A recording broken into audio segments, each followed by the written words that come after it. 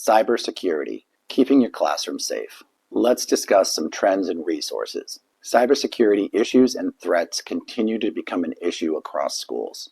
It's very important for educators to understand the impact of how they use technology and the impact of how students' use of technology can make them vulnerable to issues with cybersecurity. Research also shows that many schools are understaffed in terms of technology support to help prevent issues with cybersecurity threats. Some believe that this can lead to additional instances of cybersecurity issues in schools. As we move into the age of AI in schools, zero-day attacks, and increased regulations around how we manage student data, it's critical for educators to have a good understanding of the potential vulnerabilities to cybersecurity issues. Zero-day attacks affect multiple organizations. One single vulnerability in a piece of software that all organizations can use can make all of those organizations vulnerable. In the day of software as a service, this is an increasing attack that hits a large number of organizations at once. Malware actors will often watch from a distance as these attacks go into place, and they look to see what happens when they go into place to spot potential vulnerability. Then they consider their own attack. Generative AI is currently being used in phishing attacks, being used to pose a threat by having an actor have a continually shifting message in order to trick someone on the other end. AI is assisting the use of social engineering to be more realistic with its attacks through email. It's highly recommended that your organization undergo training in the area of cybersecurity in order to recognize these types of email and other cybersecurity issues as well. Biometrics is taking a huge hold on software.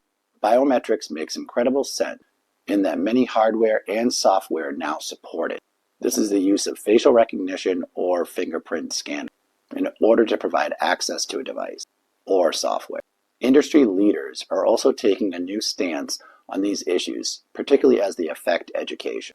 They're coming together, being more proactive around grouping and making collaborative decisions around what is the best approach for cybersecurity in schools. You're going to see a much wider adoption of two-factor authentication and identity verification in education. And you're going to see an investment in proactive tools to help prevent cybersecurity issues. This is to recognize security gaps and vulnerabilities. IoT, the Internet of Things, also poses its own vulnerabilities. IoT presents numerous security issues, and there is limited regulation around the connectedness of resources in an IoT environment. The Internet of Things is an interconnectivity of software, resources, and data going from one source to another seamlessly, utilizing the internet as a pathway. Education is also a prime location of the use of third-party services. Third-party services also present their own vulnerabilities. This is an app outside of the system or an app that connects two systems together. We're also going to see cybersecurity insurance potentially look at the vendors used by an educational institution and maybe post a red flag for vendors who've had issues. And it may prevent an organization from getting a policy. Cybersecurity insurance is often used to pay ransoms, help restore services, and deal with the aftermath of a cybersecurity attack. There's going to be a need to vet vendors more carefully, review their history with cybersecurity issues to ensure that your organization is well protected.